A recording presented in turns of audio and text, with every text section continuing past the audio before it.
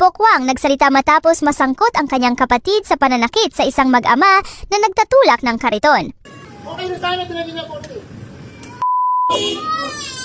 Kuya, wag ka manakit, kuya. Tungkol po dun sa nag-viral po na video na isa pong lalaki na naka-Hilux na Toyotang puti. Opo, kapatid ko po yun, nag-viral siya. Galing, no? Ano po, ang galing. Paalala lang po na ang kasalanan po ni Pedro ay hindi po pwedeng maging kasalanan ni Juan. Maaaring pong isa kami na apelido, pero hindi naman po kami pareho lagi ng pag-iisip at ng mga gawain araw-araw. Ako po yung humihingi ng dispensa doon po sa kanyang nakaalitan.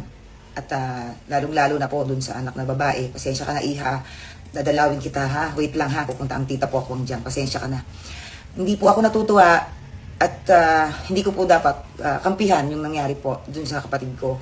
Hindi naman din po ako, kumbaga, syempre nanay din naman po ako. Pero lagi po natin iisipin na lagi may other side of story. Pero sige po, sa amin na lang po iyon. And humihingi po ako ulit ng kapatawaran doon sa mag-ama. And paalala ko lang din po doon sa mga nag-post pa ng paulit-ulit ng mukha ng buong pamilya ko. May tinatawag po tayong cyberbullying and cyber libel. No po?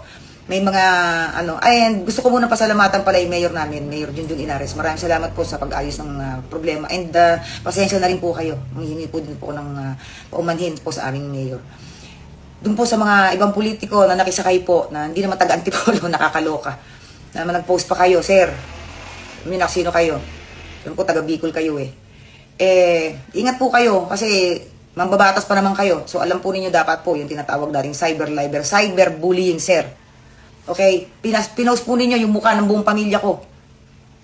Kapatid, isa lang po ang may kasalanan, pero buong mukha, yung asam po, yung privacy, yung protection po ng pamilya ko. Hindi po ako kumakampi sa kapatid ko, pero sana, nag-iingat po kayo sa mga post ninyo, sa mga comment ninyo. Again, dun po sa nakaalitan, pasensya na po kayo sa ginawa ng kapatid ko. Maraming salamat po.